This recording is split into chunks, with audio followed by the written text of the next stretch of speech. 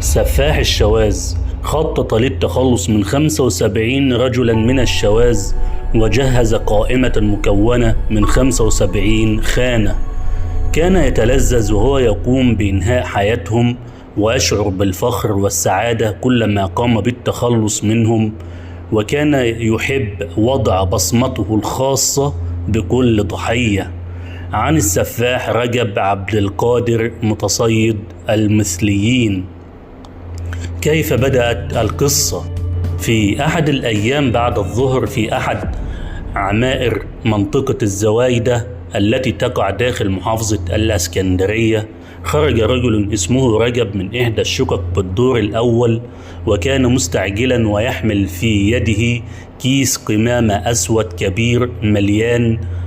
وأثناء إغلاقه لباب الشقة قابلته صاحبة العمارة، وأول ما قابلته نظرت إليه باشمئزاز وقرف، وقالت له: هو أنتوا مش هتبطلوا قرف؟ فرد عليها رجب بابتسامة وقال لها: ما تقلقيش، بطلنا خلاص. وبعدها خرج رجب مسرعا من باب العمارة واختفى خلال ثواني. ومن هذه اللحظة حياة رجب تغيرت 180 درجة، لأنه قرر أن ينفذ خطته وفكرته التي رسمها في عقله من بعد هذا اليوم. رجب عبد القادر من محافظة البحيرة، ويبلغ من العمر 41 عاما. ولد رجب في قرية صغيرة تابعة لمحافظة البحيرة، وعاش داخل منزل كان مليء بالمشاكل والخلافات بين الأب والأم، وكانت كل حياتهم صراخ وضرب على أتفه الأسباب. عاش رجب داخل أسرة لا تعرف الحلال من الحرام، وكل شيء مباح عادي، وأولاد كثيرة مرميين في الشارع لم يجدوا الاهتمام ولا التربية. تربى رجب بالطريقة الغلط، أو أنه لم يتلقى أي تربية صحيحة من الأساس. تعلم السرقة منذ صغره، واستمر في قيامه بالسرقة طوال حياته إلى أن أصبح محترف سرقة، وكان يسرق أي شيء يقع تحت يده. حتى عندما كان يفكر في التوبة يبدأ العمل الشريف، كان الطبع يغلب عليه ويقوم بسرقة الرجل الذي كان يعمل معه، واستمرت هذه الحالة لعدة سنوات. وبعدها فكر رجب في التوبة مرة أخرى، وبدأ في تعلم صناعة المخبوزات إلى أن أصبح فران، وبدأ العمل في أحد الأفران الكبيرة، وكان ماهرا في صناعة المخبوزات والعجين. ولكن مع مرور الوقت لم يقاوم رجب شهوته للسرقة، وقام بسرقة صاحب الفرن الذي كان يعمل معه، وبذلك عرف الجميع أن رجب حرامي وأن السرقة تجري في دمه، ورفض الجميع تشغيله. وكان كثير من الذين يشتغل معهم يقومون بالإبلاغ عنه، ولكن لم يكن أحد منهم يستطيع إثبات ذلك عليه. وساءت أحوال رجب، وانقلب حاله من سيء إلى أسوأ، وبدأ في ممارسة النشل حتى أصبح نشالا، وبدأ ممارسة النشل في المواصلات والحافلات، وبدأ في ممارسة البلطجة وسرقة الأشخاص بالإكراه أيضا، حتى أصبحت السكينة لا تفارق يده أبدا، إلى أن تم القبض عليه في أحد الأيام، وتم فتح كل الملفات القديمة والقضايا السابقة في وجهه، ليجد رجب نفسه أمام 16 قضية متنوعة من سرقات وبلطجة وحمل سلاح أبيض واعتداء، وتم الحكم عليه لفترة طويلة. وبعد أن قضى رجب مدة حكم خرج من السجن وهو ضائع بائس لا يعرف أين يتجه أو من أين يبدأ. فقرر رجب وقتها أنه لن يعود إلى محافظة البحيرة مرة أخرى، لأنه أصبح معروفا هناك بسمعته السيئة، ولن يقوم أحد بالتعامل معه. وقرر السفر إلى الإسكندرية والعيش هناك، وبدأ هناك في البحث عن عمل، إلى أن وجد عملا في أحد الأفران، وكان يستلم أجر مناسب باليومية. وقام باستئجار غرفة صغيرة في منطقة نادي الصيد، وكان عندما ينتهي من عمله يخرج للتمشية قليلا في الشوارع وبعدها يذهب إلى غرفته، إلى أن جاء أحد الأيام وذهب إلى أحد الحدائق القريبة من ميدان محطة مصر وجلس بداخلها وأعجبه المكان، فأصبح فيه كل يوم يذهب إلى نفس الحديقة ويجلس فيها، وتعرف هناك على شخص يدعى أشرف يقوم ببيع الشاي على طاولة داخل الحديقة. كان رجب كل يوم يذهب إلى نفس المكان ويجلس بجانبه ويبدأ في شرب الشاي. وفي أحد الأيام لاحظ رجب أشياء غريبة، ولاحظ أنه هناك حركات وتصرفات غير مفهومة في المكان، وبدأ رجب في التركيز عليها. وشاهد وقتها سيارة فاخرة توقفت أمام شاب في 17 من عمره، وقام صاحب السيارة بإنزال النافذة وبدأ بالتحدث مع الشاب المراهق، وبعدها نزل صاحب السيارة وذهب وجلس بجانب المراهق. وكان صاحب السيارة يرتدي ملابس ضيقة جدا وكان شكله مريبا، وقام صاحب السيارة بإخراج مبلغ مالي وأعطاه للمراهق، وبدأ الاثنان بالحديث والضحك. وبعد عدة دقائق قام الاثنان وركبوا السيارة وذهبوا معا، وبعدها اقترب منه أشرف ليعطيه كاسة الشاي، وقطع تركيز رجب وسرحانه وقال له: لا تستغرب، أنت جديد في هذا المكان ولا تعرف شيئا إلى الآن. فطلب منه رجب أن يفهمه ما الذي يحصل في هذا المكان، فقال له أشرف: إن هذه الحديقة مليانة بالأشخاص الشواذ ويقومون بممارسة المثلية مقابل المال، وأنهم يحصلون على الكثير من الأموال. وعندها التفت له أشرف وسأله: تحب تعمل مصلحة زيهم؟ عندها شعر رجب بالاستغراب من سؤاله وقال له: لا طبعا، أنا مليش في الكلام ده. وقام من عنده وذهب إلى غرفته. وبعد يومين عاد رجب إلى نفس الحديقة وجلس بها، وأثناء جلوسه وجد رجل كبيرا في السن يجلس بجانبه وينظر إليه ويبتسم. وفجأة اقترب الرجل المسن من رجب وأمسكه من ذراعه وقال: يبدأ الرجل بالحديث. وقبل أن يبدأ الرجل بالحديث قام رجب من مكانه وذهب وخرج من الحديقة. وفي اليوم التالي حدث مع رجب نفس الشيء، وهذه المرة بدأ رجب بالتواصل مع الشخص وبدأ بالتحدث معه، وعرف أن اسمه جمعة وعمره 57 سنة. وسأل رجب وقال له: هل أنت متزوج؟ فأجابه رجب وقال له: لا، لست متزوج. وعندها ضحك جمعة وقال له: أنا عزمك على العشاء عندي بالبيت وسأعطيك مبلغ 500 جنيه. وافق رجب وقتها وطلب من جمعة أن يسبقه إلى ناحية قطار محطة مصر وهو سيقوم باللحاق به، وكان هدف رجب أن لا يشاهده أحد وهو يذهب معه، وخاصة أشرف بائع الشاي. وبعدها التقى الاثنين وذهب إلى شقة جمعة في منطقة الزويدة. وعند وصولهم إلى العمارة التي يسكن فيها جمعة كان يقف هناك بعض سكان العمارة على مدخل العمارة وكان ينظرون إليهم باشمئزاز وقرف، لكن جمعة لم يهتم لهم وقام بالدخول إلى شقته مع رجب. ولما دخل رجب الشقة تفاجأ رجب من منظر الشقة، كانت وسخة جدا ورائحتها سيئة، لكنه لم يهتم لذلك. وقام جمعة بطبخ المكرونة لرجب وقدمها له. وبعد ما أكلوا وشربوا الشاي استأذن جمعة من رجب ودخل إلى غرفة النوم. وبعد عدة دقائق وبعدها خرج جمعة وهو يلبس قميص نوم لونه أحمر، وكان يتصرف بشكل غريب، وكان بيده علبة زيت زيتون، وطلب من رجب أن يقوم بدهن ظهره. وبعدها دخل الاثنين إلى غرفة النوم. قام رجب وطلب من جمعة فوطة لكي يضعها تحت رقبته وصدره لكي يضع له الزيت على ظهره. وعندها أخذ رجب الفوطة ولفها على رقبة جمعة 5 لفات وشدها على الأخير، ولم يستطع جمعة مقاومته أو يصرخ لأنه كان كبير في السن وضعيف. وعندها رجب قام بخنقه إلى أن فارق الحياة. وبعد ما تأكد رجب من وفاة جمعة جلس بجانب جمعة وهو يشعر بالسعادة أنه قام بالتخلص منه.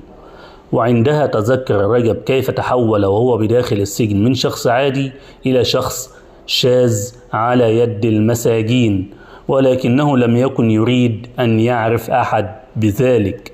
وبعدها غلبه النعاس ونام بجانب جثة جمعة وكأنه لم يفعل شيئا. وعندما استيقظ صباحا قام بارتداء ملابسه وأحضر كيس قمامة أسود كبير وقام بسرقة مقتنيات الشقة كاملة، ولبس كاب ونظارة وجدهم داخل الشقة وخرج منها حاملا الكيس معه. وأثناء إغلاقه لباب الشقة قابلته صاحبة العمارة، وأول ما قابلته نظرت إليه باشمئزاز وقرف وقالت له: وأنتم مش هتبطلوا قرف؟ فرد عليها رجب بابتسامة وقال له: ما تقلقيش، بطلنا خلاص. عندها رجع رجب إلى غرفته، ولعدة أيام كان ينتظر دخول الشرطة عليه للقبض عليه، ولكن لم يحدث له أي شيء. وبعدها نزل وذهب إلى الحديقة مرة أخرى، وكان وقتها يشعر بالقلق وخائف أن يتم القبض عليه ولم يحدث له أي شيء.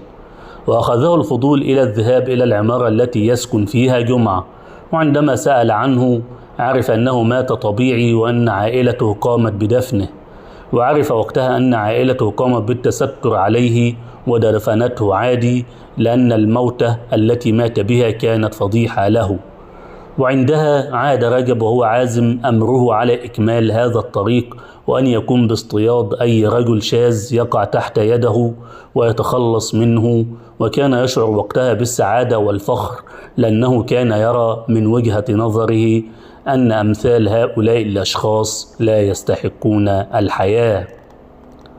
وعاد مرة أخرى إلى نفس الحديقة، وبعد 10 أيام ظهر له شخص جديد، وكان يلبس لبس ضيق جدا وشكله وجسمه أغرب من اللي قبله. وبعد الاقتراب من رجب والتحدث معه، وبدأ رجب فورا بالتجاوب معه، ولم يسأله رجب عندها عن المقابل المادي، بل وافق وذهب معه فورا. ووصل الاثنين إلى منطقة غيط الصعيدي، وأول ما رجب دخل إلى الشقة طلب منه فوطة، ونفس الشيء عندما استلقى الرجل أمامه قام رجب وهجم عليه، وبنفس الطريقة السابقة قام بخنق الرجل إلى أن فارق الحياة. وحمل كيسا كبيرا وقام بسرقة مقتنيات الشقة، ووجد بعض الأموال داخل الدولاب قام بسرقتها التي كانت بحوزة الرجل، وخرج من الشقة واختفى خلال ثواني.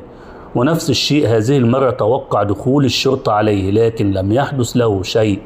وفي اليوم التالي ذهب إلى نفس الحديقة يتطقس الأخبار ولم يسمع أي شيء.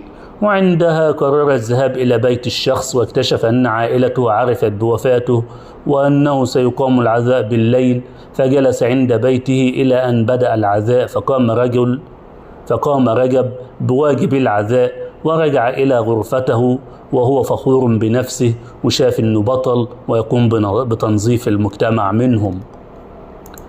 ولم تنتهي القصة إلى هنا، بل استمر رجب في اصطياد الرجال المثليين والتخلص منهم، وقام بتنفيذ جريمته ب3 ضحايا أخرى بنفس الطريقة، إلى أن وصل إلى الضحية ال5 وقام بنفس الطريقة. لكن هذه المرة عائلة الرجل لم تسكت كباقي عائلات الضحايا ال4 الذين سبقوه، بل قامت عائلة الضحية ال5 بإبلاغ الشرطة.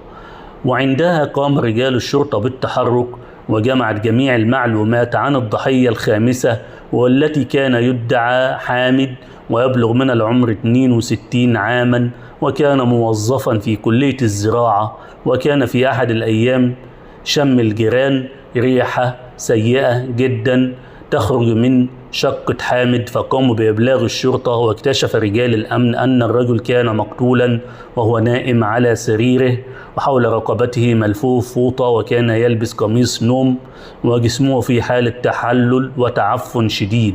ومن المعاينة الأولية اتضح لرجال الأمن أنه مات منذ عدة أيام. وبعد التحريات والاطلاع على كاميرات المراقبة وتفريغها، شاهد رجال الأمن حامد ورجب وهم يدخلون إلى العمارة، وبعدها شاهدوا رجب يخرج لوحده من باب العمارة وهو يحمل في يده شنطة كبيرة، وكان يخرج بسرعة. وبظهوره صور رجل في كاميرات المراقبة استطاع رجال الأمن الوصول له بسهولة، وذلك لأنه سوابق ويوجد لدى البحث الجنائي ملف قديم بجرائمه. واستطاع رجال البحث الجنائي الوصول إلى مكان إقامته، وقام بتعيين مخبر لمراقبة سكنه لكي يتمكن رجال الأمن من عمل كمين للقبض عليه. وتمركز رجال الأمن في أسطح البيت وفي مكان قريب من منزله ينتظرون عندما يعود إلى غرفته. لكن رجب عندما شاهد المخبر وشاهد رجال الشرطة من مكان قريب فاجأهم، وذهب إلى رجال الشرطة وقال لهم أنه رجب، وقام بتسليم نفسه. وكان تصرف رجب غريب بالنسبة إلى رجال الأمن الذين كانوا يستعدون للقبض عليه، ونزل رجال الأمن وقاموا بالقبض عليه. وأول ما وصل رجب إلى قسم الشرطة بدأ رجال الأمن باستجوابه، وبعد أخذ بياناته الشخصية ومحل إقامته وجميع الأسئلة الخاصة بحياته الشخصية، وجه له المحقق سؤال مباشر: هل قمت بقتل حامد؟ أجابه رجب بمنتهى الثبات وقال: نعم، أنا قتلت حامد، ولم أقتل حامد فقط، بل قمت بقتل 4 أشخاص قبله. هنا صدم المحققين، وكانت علامات الاستفهام بادية على وجوههم. واستمر التحقيق معه، وبدأ رجب في الاعتراف وأخبرهم عن أسماء وعناوين الأشخاص الذين قام بقتلهم وتواريخ كل جريمة قام بها. وقال لهم: أول واحد كان اسمه جمعة وعمره 57 سنة ويسكن في منطقة الزويدة الموجودة في العوايد، وإنه قام بالتخلص منه في يوم 11 إبريل 2016.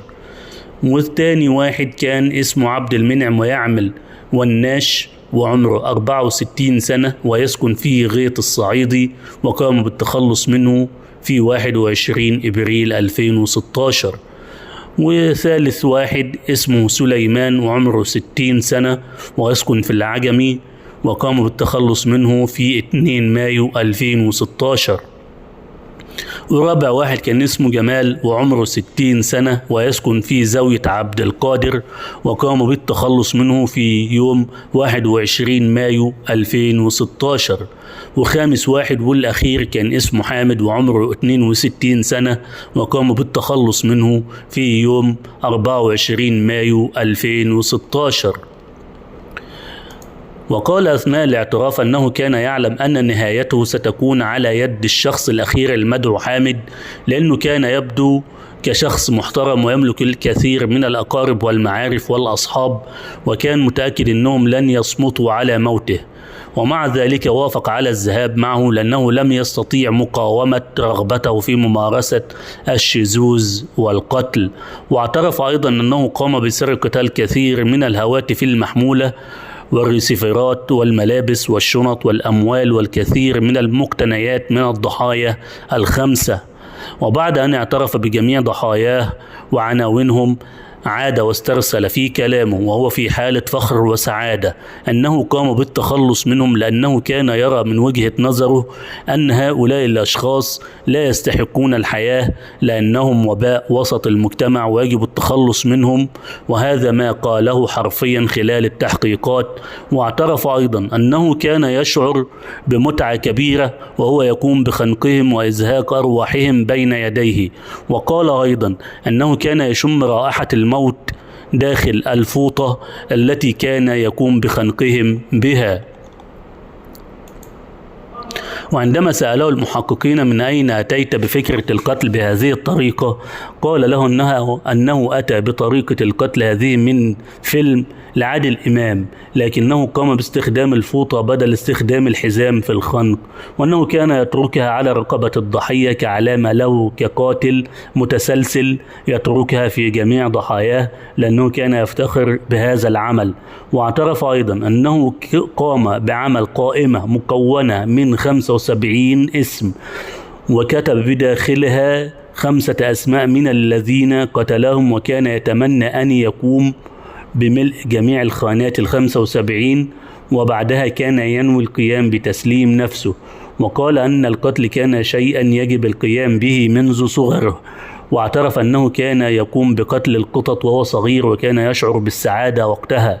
وقال أنه شعر أن القتل شيء بسيط وسهل، وأنه كان متعود عليه، وكان يشعر بارتياح غريب وقت الاستجواب، وكان غير مبالي بالعقاب الذي ينتظره. واستمرت التحقيقات معه لفترة طويلة، وتم حبسه لمدة 15 يوما على ذمة التحقيق بالقضية، وبعدها تم تحويله إلى محكمة الجنايات. وفي يوم الخميس الموافق 25 مايو 2017 قضت محكمة جنايات الإسكندرية بمعاقبة المتهم راجب عبد القادر بالإعدام شنقا. وفي عام 2021 كان الفصل الأخير في قضية سفاح الشواذ، وتم تنفيذ حكم الإعدام في المتهم راجب عبد القادر.